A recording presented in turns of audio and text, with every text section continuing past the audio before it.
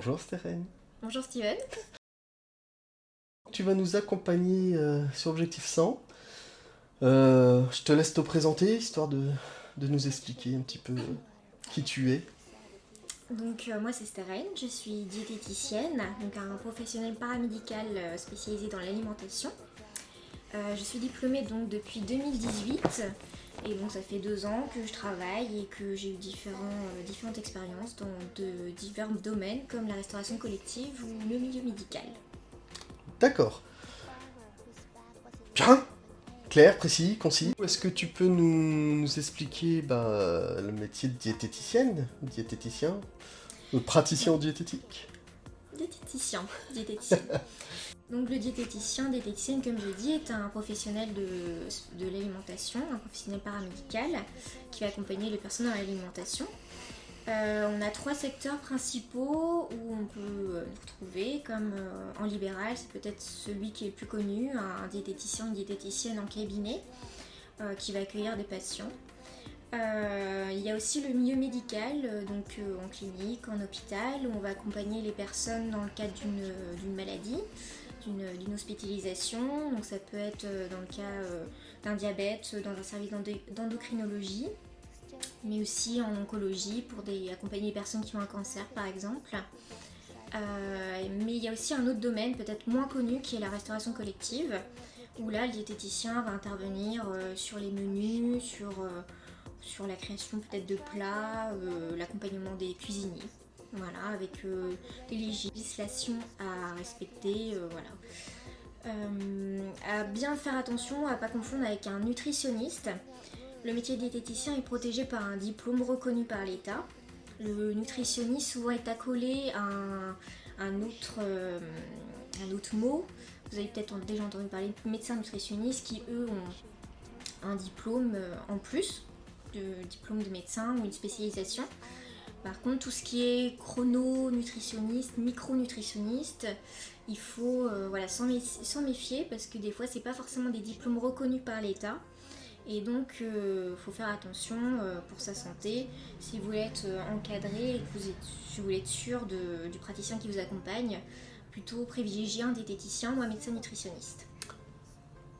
D'accord. Eh ben la question, à 100 balles, qu'est-ce que tu fais ici?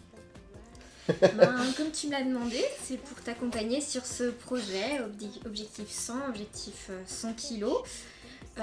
Du moins ça, c'est un des objectifs. Voilà, il y en aura d'autres. Tu voulais être encadré, donc plutôt de professionnel, en sachant que je le fais bénévolement, voilà, je ne suis pas payée. Alors pourquoi je le fais? C'est une bonne question. Je l'ai pas posé ça. Pourquoi tu le fais? Pourquoi je le fais? Parce que je pense que ça peut donner une autre visibilité, un autre point de vue sur le métier. Et puis moi avoir du fun et puis donner un aspect ludique à mon métier, voilà, que ce soit pour vous, pour toi, pour moi.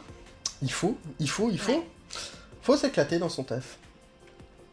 Ok. Eh ben, Steren, on va passer un petit bilan, c'est ça? C'est ça. La douloureuse? Non, on va s'éclater. Ouais. Ok. C'est l'heure du bilan. C'est ça.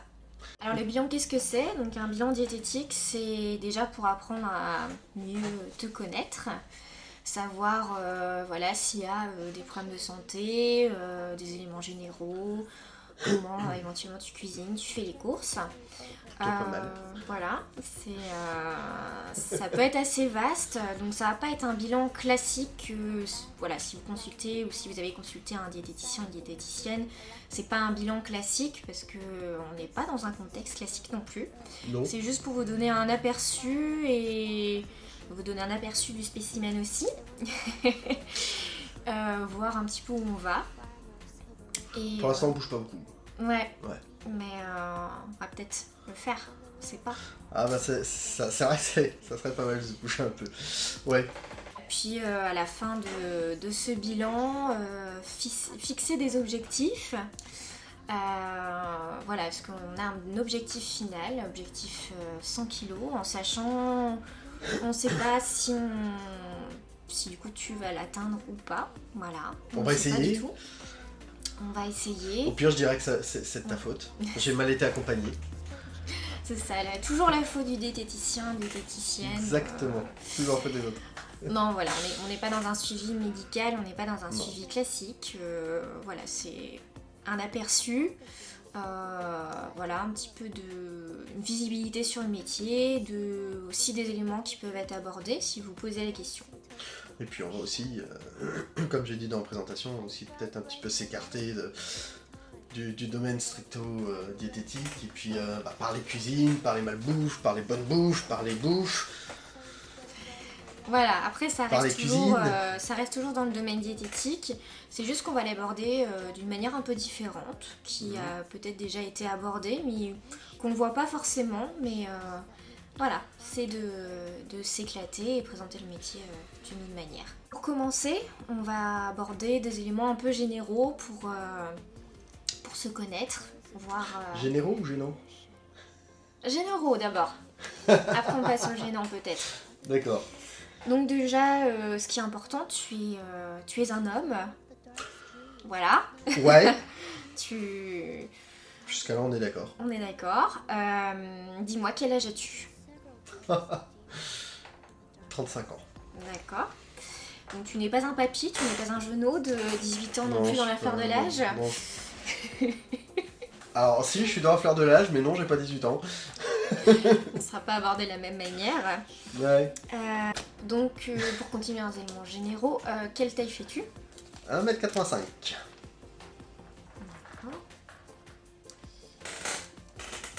Et donc, au niveau du poids actuel... Au niveau du poids, d'IMC, tout ça, je me suis fait plaisir, j'ai acheté une petite balance Xiaomi, voilà, avec une belle montre que j'ai eue à mon anniversaire. Et du coup, voilà, j'ai un petit suivi. Donc le poids, là, à cet instant T, il est de 241,7 kg. Et donc un IMC, pour donner un ordre d'idée, 41,4. Voilà, comme indiqué. Pour donner un ordre d'idée, est-ce qu'il y a un poids précédent que tu pourrais me donner et il y a combien de temps? 130 kg avant le confinement. Ouais. Voilà. Le confinement était gourmand. Je pense pour beaucoup de monde, il y a eu des études qui ont montré qu'il y a eu une prise de poids assez majoritaire chez les Français.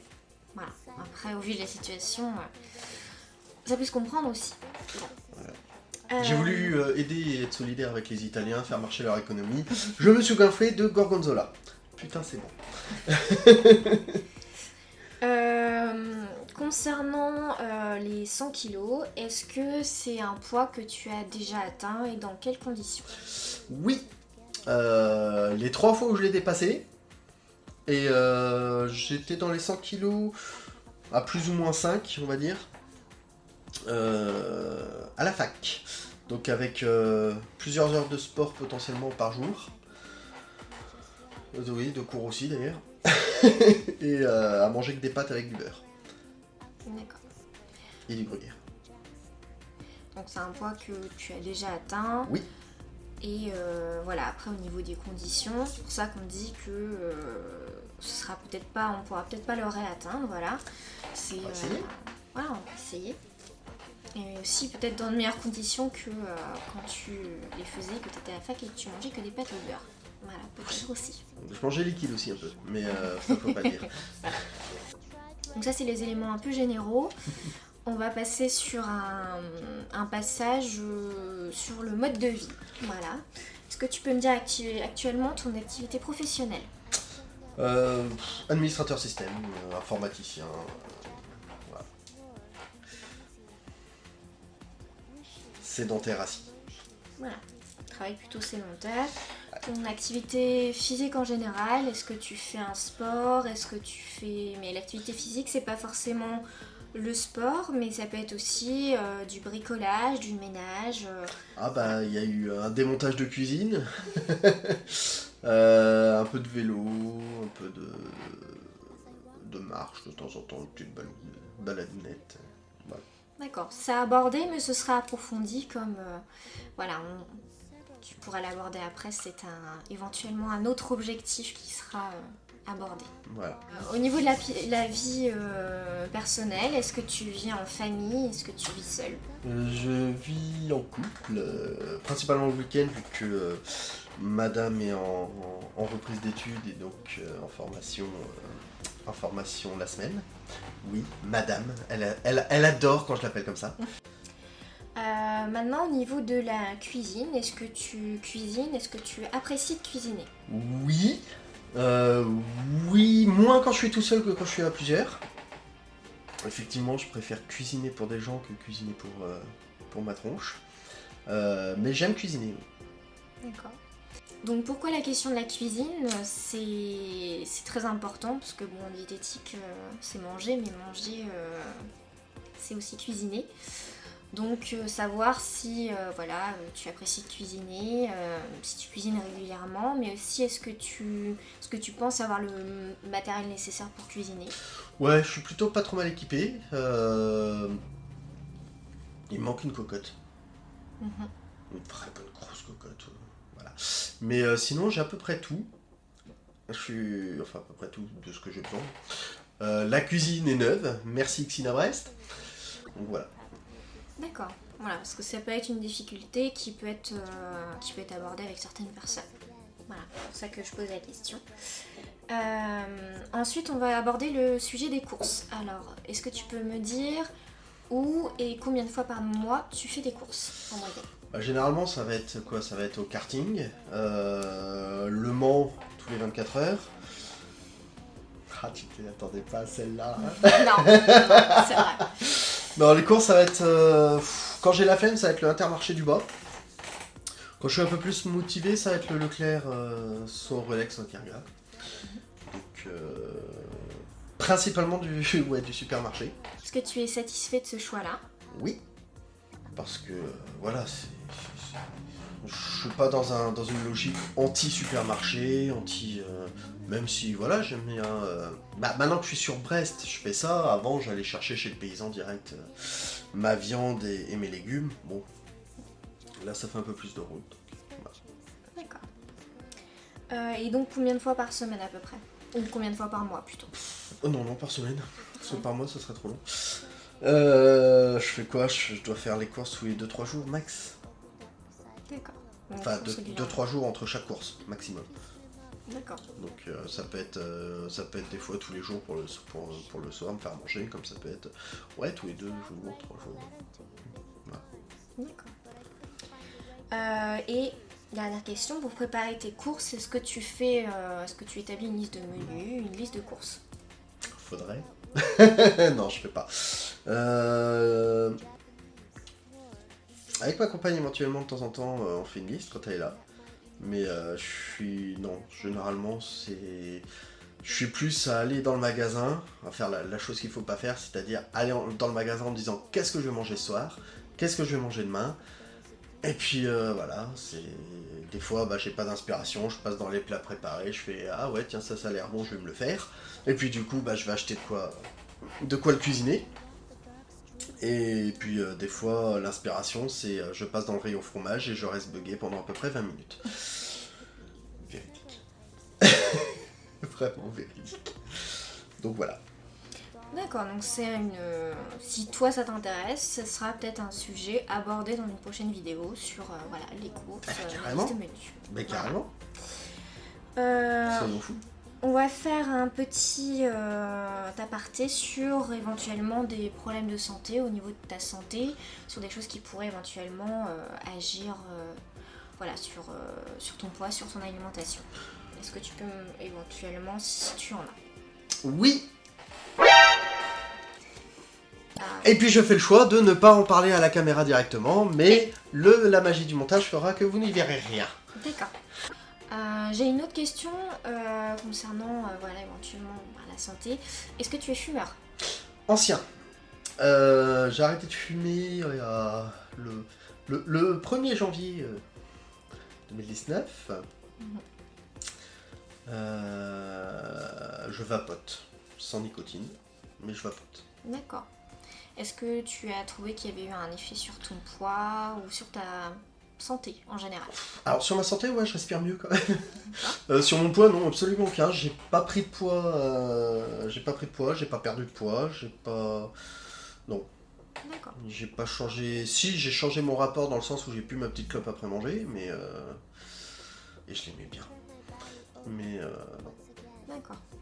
Donc éventuellement, ce serait peut-être un sujet abordé dans une autre vidéo, voilà. Pas de souci. Alimentation, éventuellement fumer ou être fumeur. Bon. Maintenant, on va approfondir un petit peu plus au niveau alimentation et ce qu'il y a autour.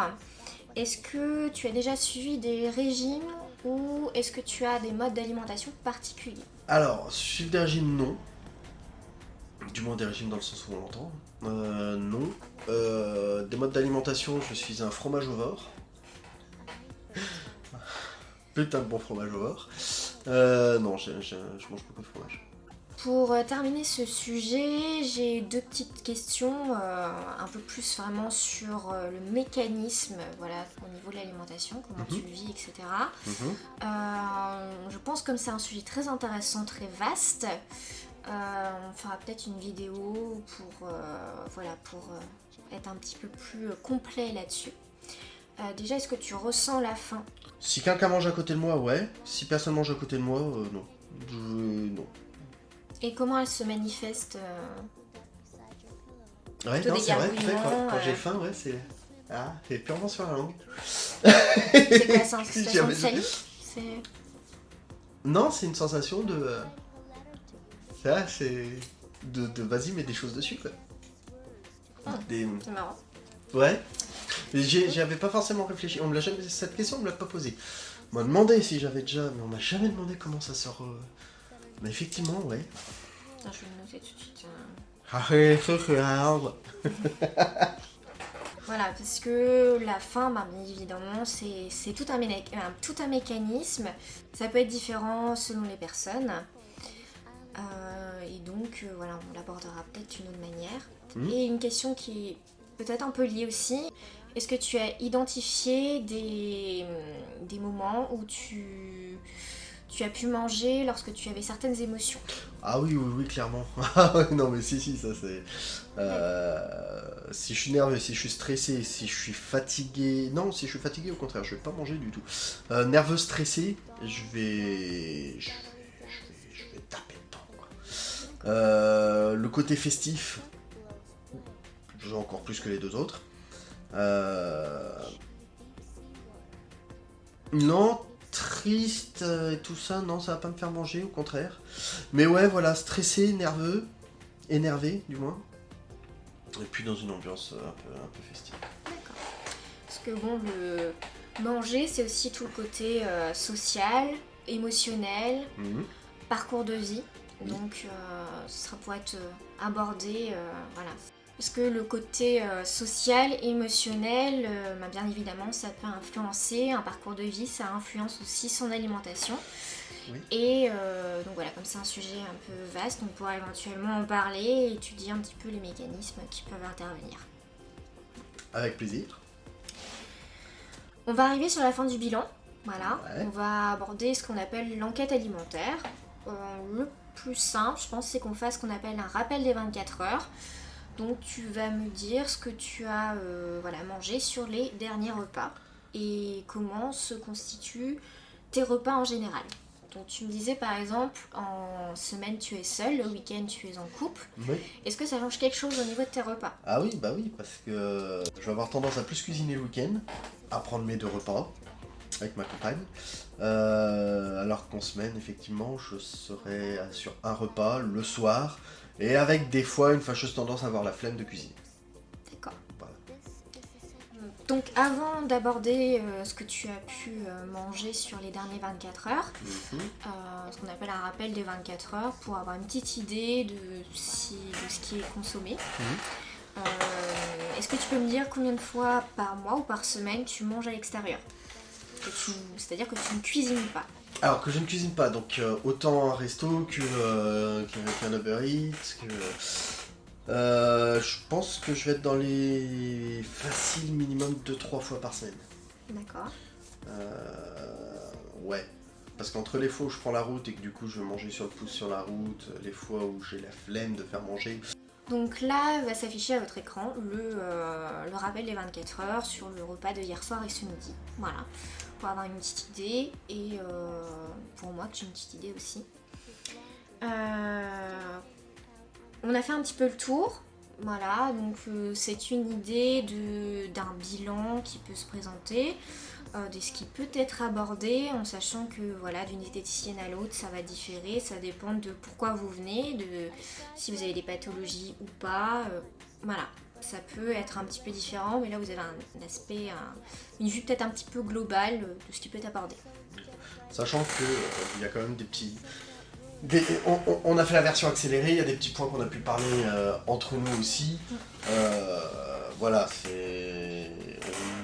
On vous fait pas subir un bilan complet qui va durer peut-être une bonne demi-heure facile, voire Ça plus. peut monter à 1 heure. Voilà, ça peut monter à 1 heure. Donc voilà, c'est la version condensée, mais toutes les infos sont là quand même. Ouais. Donc là, on va aborder la dernière phase, entre guillemets, du bilan diététique.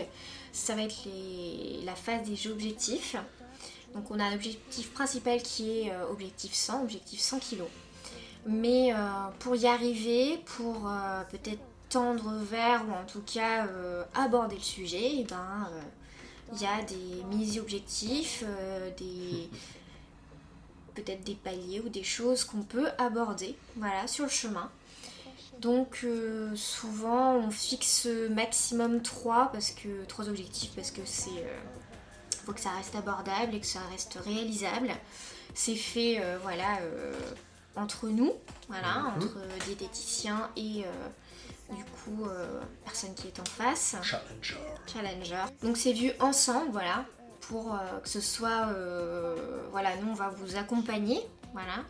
On va vous accompagner, on peut vous aider, mais le principe c'est que ça soit réalisé pour vous et par vous. Et voilà, c'est du 50-50. Voilà. Donc, Steven, après ce bilan, est-ce qu'il y a des choses que tu veux aborder? Est-ce que là, sur la semaine qui vient, sur le mois qui vient, est-ce qu'il y a des choses que tu veux réaliser qui te semblent réalisables?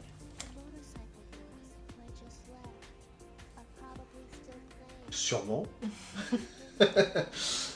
Ouais, je peux essayer de cuisiner tous les jours. D'accord, donc on peut se fixer une semaine de cuisine tous les jours. Ouais. Voilà. Moi, ce que je peux te proposer pour compléter, c'est qu'on aborde le sujet des courses. Voilà, ça peut totalement aller avec la semaine, avec tout en cuisine. Voilà.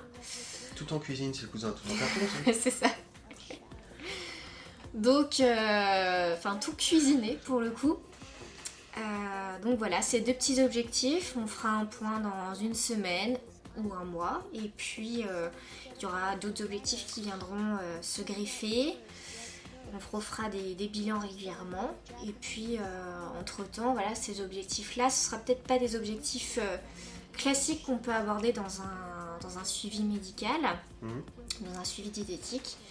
Mais voilà, nous c'est des objectifs, ou pour toi c'est des objectifs qu'on décide de se fixer dans ce contexte-là. Voilà. Chef, oui chef. Ouais, bah on va essayer.